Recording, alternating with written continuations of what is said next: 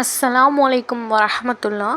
இன்றைக்கி நம்ம பார்க்க போகிறது ரஜபு பிறை 13, 14, 15 ஓதும் மகத்தான திக்ரு தான் நம்ம பார்க்க போகிறோம். இதில் 19 திக்ரு இருக்குது. குட்டி திக்ரு தான் இந்த 19 திக்ருமே. நம்ம ஓதி துவா கேட்டால் நம்மளுடைய அத்தனை தேவைகளையும் அல்லாஹ் நிறைவேற்றும். அல்லாஹுடைய மகத்துவமான திருநாமங்கள் இதில் இருக்குது. சுருக்கமாக நம்ம சொல்லணும்னா துஆ கபூலாகக்கூடிய அத்தனை அம்சங்களும் இதில் இருக்குது. இன்னும் திருக்குர்ஆனில் அல்லாஹ் குறிப்பிடக்கூடிய இடங்களில் சிறந்த திக்ர்கள் இதில் இருக்குது. அதோடு இல்லாமல் மறுமையில் மீஜான் திராசிலேயே அதிகமான நன்மையை நிரப்பக்கூடிய ஒரு அழகிய திக்ர் தான் நம்ம பார்க்க போகிறோம். ரஜபு மாதம் பிறை 13, 14, 15 ஐயாமுல் பீல் நாட்களில் ஓதுறது மிக சிறப்பானதாக இருக்கும். இந்த ஒரு 3 நாளும் நம்ம தொடர்ந்து இந்த திக்ரை ஓதி அல்லாஹ்கிட்ட துவா செய்வோம். எப்படியாப்பட்ட தேவை இருந்தாலும் அல்லாஹ் கண்டிப்பாக நிறைவேற்றி வைப்பான். இப்போ நம்ம என்னென்ன திக்ரு என்று பார்க்கலாம். முதல்ல அரபியில் நான் கொடுத்துருக்கேன். ஸ்க்ரீன்ஷாட் எடுத்து வச்சுட்டு இன்ஷால்லா கண்டிப்பாக எல்லோரும் ஓதுவோம். அப்புறமா தமிழில் கொடுத்துருக்கேன். முதல்ல அஸ்தாஃபிருல்லா என்று 3 வாட்டி ஓதிக்கங்க.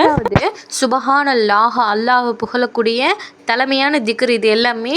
3வது அல்ஹம்துலில்லாஹ். 4வது லா இலாஹா இல்லல்லாஹ். 5வது அல்லாஹு அக்பர். இது எல்லாமே குட்டி குட்டி திக்ரு தான். இது ஒவ்வொன்றுமே சொல்கிறதுக்கு ஏராளமான நன்மைகள் நம்மளுக்கு எழுதப்படுது. இது எல்லாத்தையுமே நீங்கள் 3 முறை ஓதிக்கோங்க. அடுத்தது 6வது சுபஹானல்லாஹி வபிஹம்திஹி.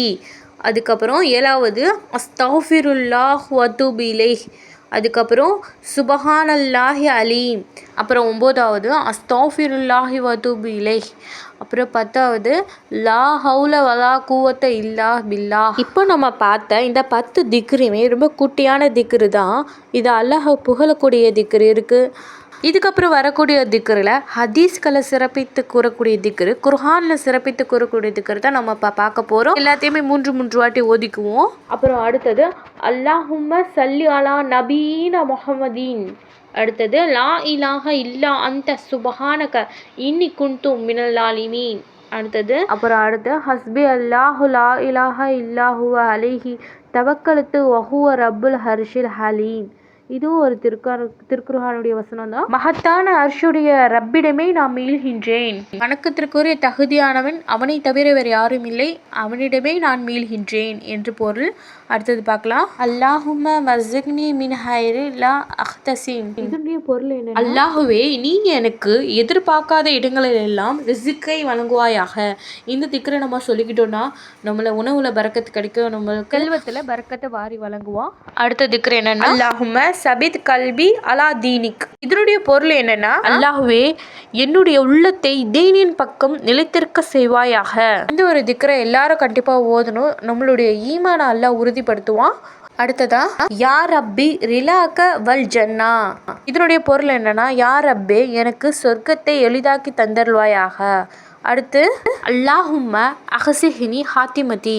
இதனுடைய பொருளை பார்க்கலாம். என்னுடைய ரப்பே என்னுடைய முடிவுகளை எனக்கு அழகானதாக மாற்றி தருவாயாக. அல்லாஹும்ம உஹ்ஷிர்னி மா அன் நபியுக. இதனுடைய பொருள் என்னன்னா யா அல்லாஹ் என்னை நபியுடன் மறுமை நாளில் இணைத்திருவாயாக. இந்த திக்ரை நம்ம 3 முறை ஓதிக்கணும். அல்லாஹும்ம ஹஜிர்னி மின் அதாபி நார். இதனுடைய பொருள் என்னன்னா அல்லாஹுவே நரக நெருப்பை விட்டும் நான் உன்னிடம் பாதுகாவல் தேடுகின்றேன். அல்லாஹும்ம ஃபி அதாபக யௌம தஃபாசு இபாதக. இதனுடைய பொருள் என்னன்னா அல்லாஹுவே உயிர் தெளிப்பிக்க செய்யும் நாளில் உன்னுடைய தண்டனையை விட்டும் என்னை பாதுகாப்பாயாக. எவ்வளோ அற்புதமான துவாவாக இருக்குது பாருங்கள். இதில் இருக்கக்கூடிய ஒவ்வொரு துவாவுமே மகத்துவமான ஒரு துவா தான். இன்ஷா அல்லாஹ் இந்த திக்ரெல்லாம் எழுதி ஓதுவோம். நம்ம இந்த உலகத்துக்காகவும் மறு உலகத்துக்காகவும் வெற்றியாளனா அல்லாஹ் நம்மளை ஆக்கி வைப்பானாக. ஆமீன். அஸ்ஸலாமு அலைக்கும் வரஹ்மத்துல்லாஹி தஆலா வபரகாத்துஹு.